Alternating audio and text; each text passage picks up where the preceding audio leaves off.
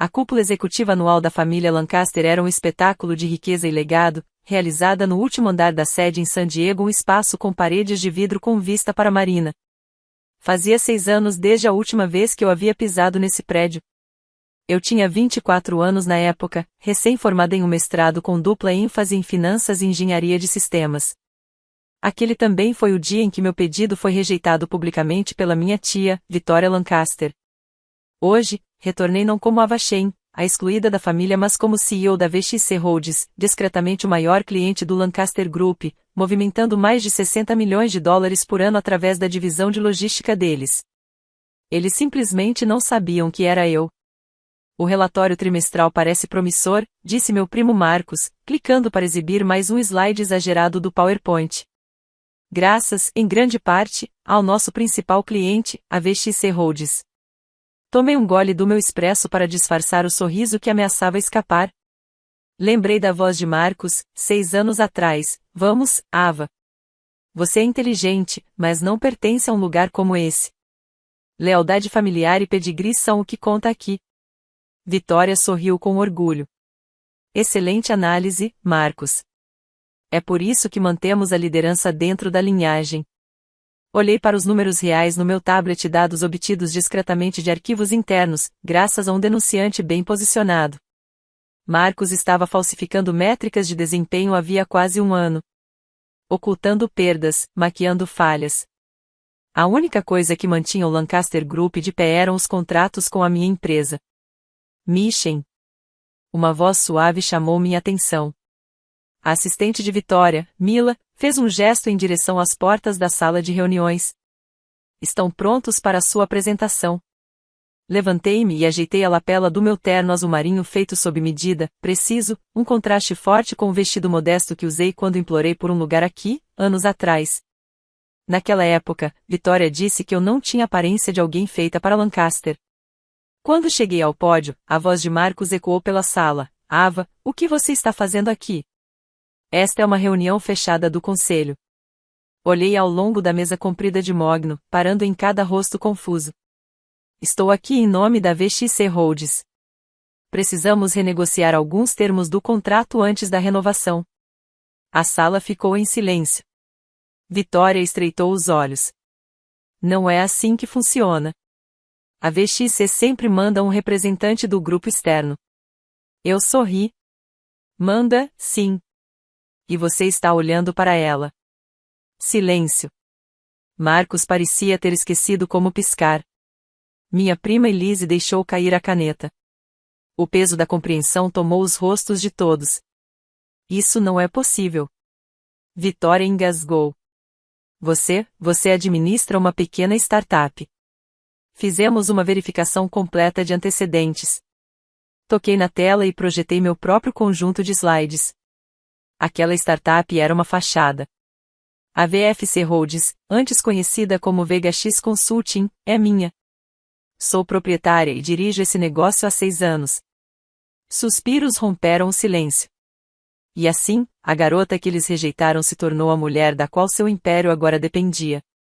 O primeiro slide brilhou com uma clareza implacável, demonstrações financeiras auditadas da VXC Holdings. A receita anual era 3 vezes maior do que a dos escritórios do Lancaster Group em 12 países. Uma presença global que ofuscava a atuação regional deles. Abaixo, uma lista de clientes incluindo 9 empresas da Fortune 500. Ouvi alguém prender a respiração. Marcos se levantou cambaleando, visivelmente pálido. Isso não é possível. Você não pode ser. O quê? Interrompi, com a voz firme. A mesma mulher de quem você zombou no evento de estágio?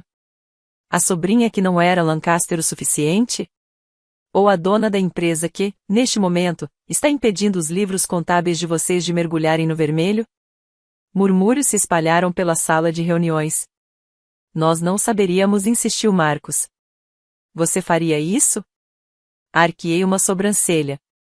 Da mesma forma que você sabia sobre os 8,2 milhões de dólares escondidos por meio de manipulação de estoque e esquemas de receita diferida?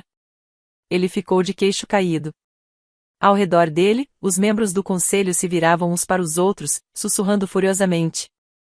Passei os últimos 6 anos transformando a VXC Holdings no que ela é hoje, disse eu friamente. Enquanto todos vocês brindavam por me manter fora do clube, eu estava silenciosamente me tornando sua tábua de salvação. Os nós dos dedos de Vitória ficaram brancos enquanto ela agarrava os braços da cadeira. Por que se apresentar agora? Cliquei para o próximo slide. Uma análise da dependência do Lancaster Group em relação à VXC. Não havia sutileza. 82% da receita da divisão de logística, 70% do crescimento recente e mais da metade das iniciativas de retenção de clientes dependiam da infraestrutura controlada pela VXC. Porque chegou a hora de renegociar, respondi. E, com base no que descobri, não tenho certeza se ainda há muito que vale a pena salvar. Você não pode simplesmente ir embora, gaguejou Marcos. Esses contratos expiram em 5 dias úteis, interrompi. E, como CEO da VXC, tenho sérias preocupações quanto à estabilidade do Lancaster Group. Quanto à sua estabilidade, primo. A sala explodiu.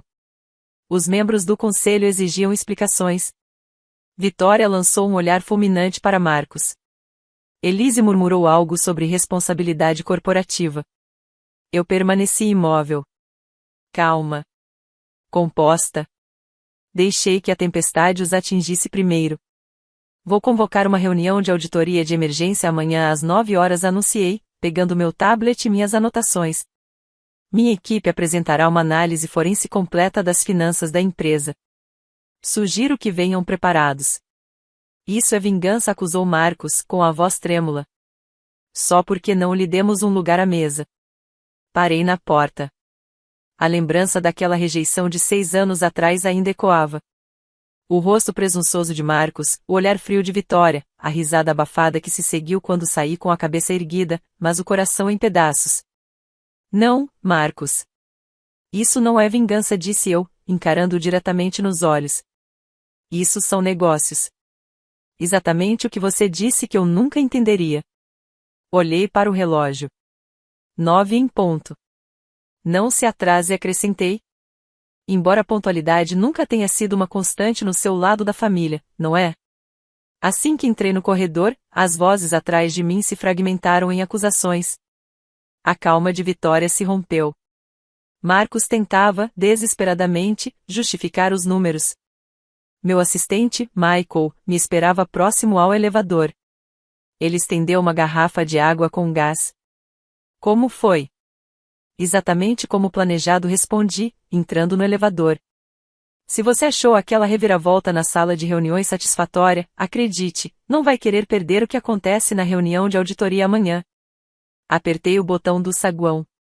Está tudo pronto para amanhã? Perguntei. Relatórios completos de auditoria, uma análise minuciosa da manipulação financeira do Marcos e uma projeção de dependência que vai fazer eles revirarem o estômago, disse Michael, com um sorriso tranquilo. Eles não vão saber o que os atingiu. Pensei na expressão da tia Vitória quando percebeu. No rosto de Marcos pálido, em pânico, tentando segurar números que nunca foram reais.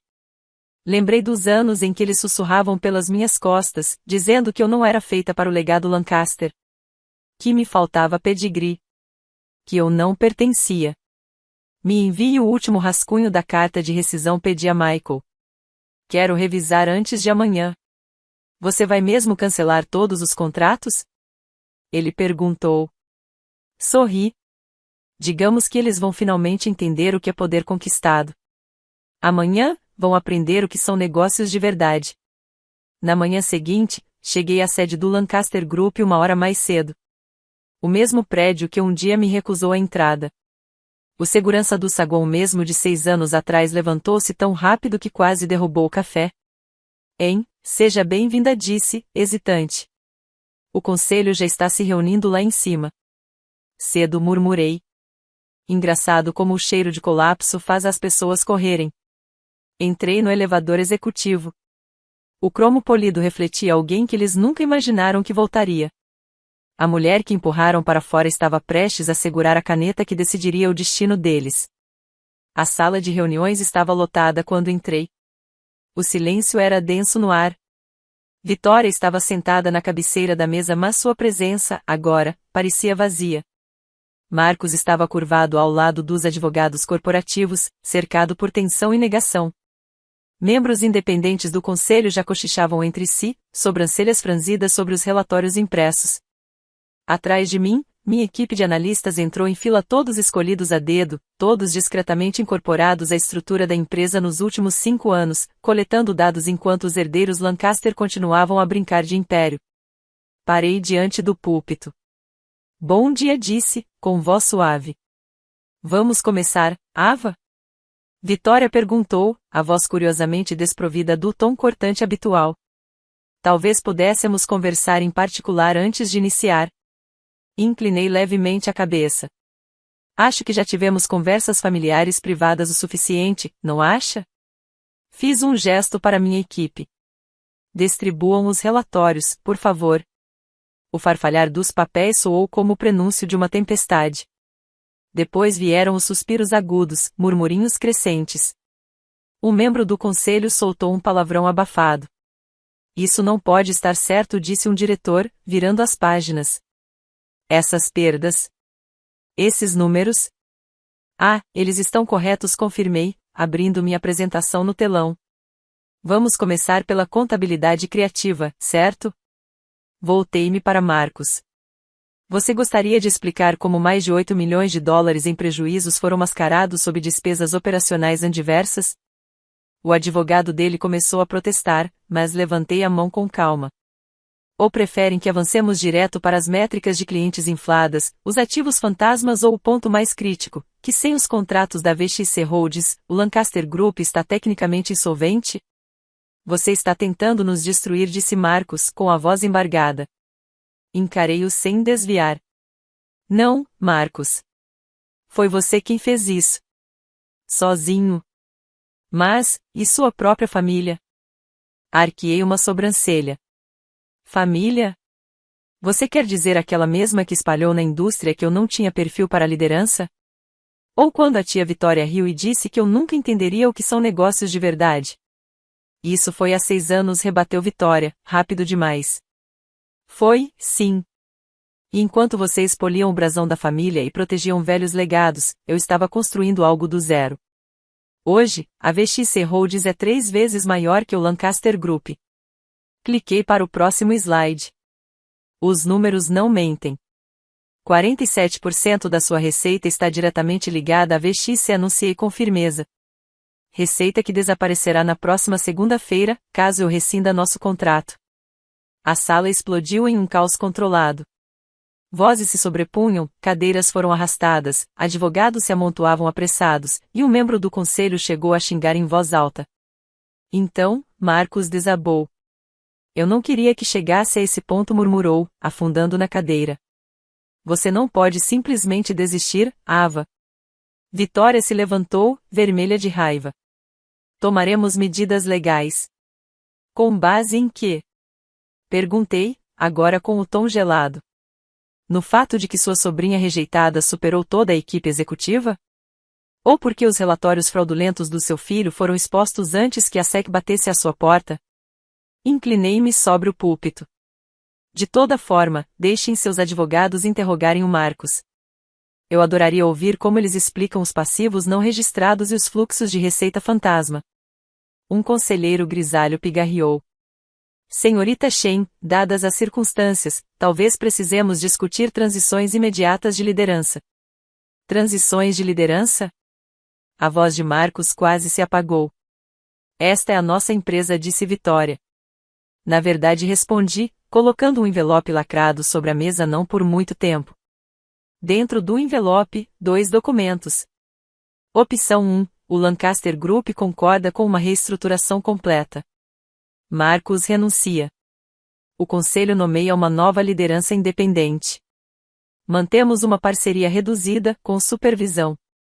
E a opção 2? Vitória perguntou em tom calmo. Eu saio. Todos os contratos são encerrados. E minha equipe jurídica encaminha nossas conclusões da auditoria aos reguladores federais. Olhei o relógio. Vocês têm 1 hora. Isso não é negócio, cuspiu Marcos. É vingança. Não, primo, disse com tranquilidade. Isso é exatamente o que você me disse anos atrás: negócios são implacáveis, baseados em mérito, reservados apenas para quem prova que merece estar aqui. Recolhi meu tablet, minhas anotações e meu silêncio. Estarei no escritório, acrescentei. Aquele que você disse que eu nunca mereceria. A suíte do CEO.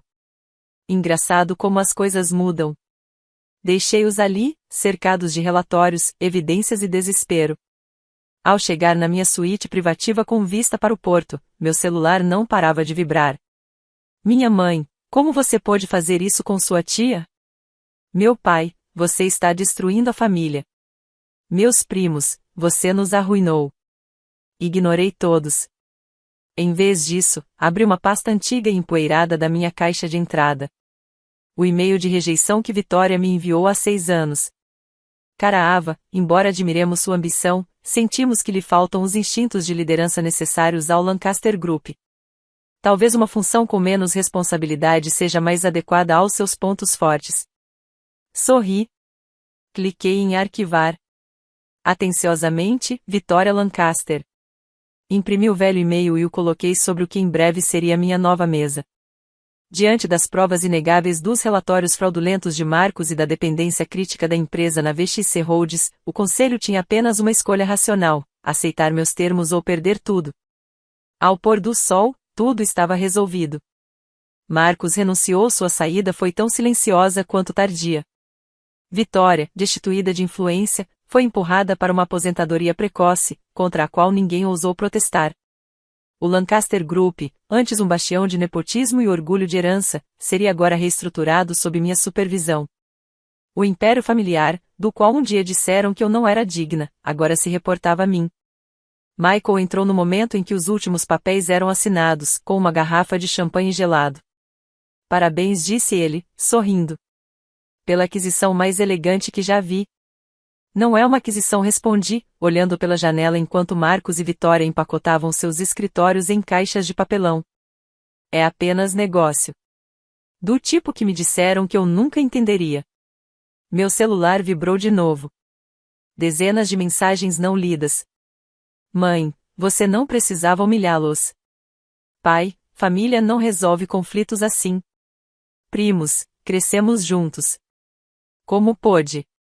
Digitei uma única mensagem no grupo da família e cliquei em enviar. Não se preocupem com o sobrenome. O grupo Lancaster está finalmente em mãos competentes. Desliguei o celular. Voltei para a janela e fiquei ali, observando o Pacífico desbotar para tons de laranja e dourado. À medida que o sol desaparecia no horizonte, uma nova paz se instalou em mim. Não era aprovação. Não era reconhecimento. Era a clareza de saber o que significa conquistar poder com as próprias mãos.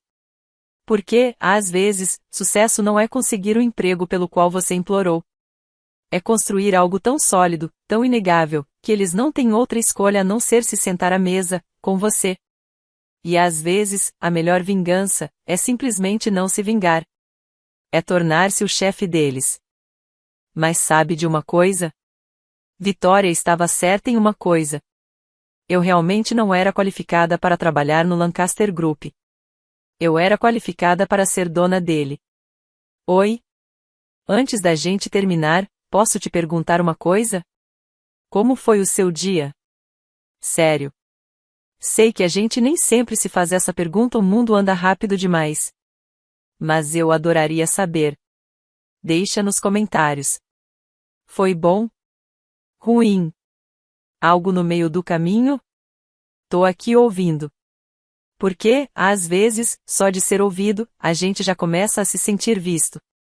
Se você chegou até aqui, quero agradecer. Não só por acompanhar minha história, mas por viver comigo cada lição que me custou tanto aprender. Quando me disseram que eu não era boa o bastante para sentar à mesa deles, eu não insisti. Em vez disso, construí a minha própria mesa. E no final, eles é que tiveram que vir até ela. Agora quero saber de você. Você já foi subestimado? Ignorado? Excluído por quem deveria acreditar em você? Me conta como você seguiu em frente mesmo assim. Ou me conta onde você está agora e eu vou torcer por você, como talvez ninguém tenha feito. Porque, se tem uma coisa que aprendi, é isso. A força silenciosa é a que faz o maior barulho. Se alguma parte dessa história falou com você, clica no botão de inscrição. Não só para me apoiar, mas para se apoiar também. Porque histórias como essa não são só sobre vingança ou poder. Elas são sobre encontrar sua voz, honrar seu valor e reescrever o seu lugar no mundo. E aqui vai algo que eu sei com certeza. Você não precisa de permissão para começar. Você não precisa da aprovação de ninguém para crescer. E, definitivamente, não precisa da bênção de ninguém para se tornar quem você sempre sonhou ser. Então vai. Arquiva aquela rejeição. Constrói o que disseram que você nunca conseguiria. E quando, enfim, vierem te reconhecer, que seja porque você se recusou a desaparecer. Até lá, estarei aqui, compartilhando histórias como a minha, e esperando para ouvir as suas. Porque, às vezes, a melhor história de sucesso começa com um simples "não". E você? Você se transformou em poder.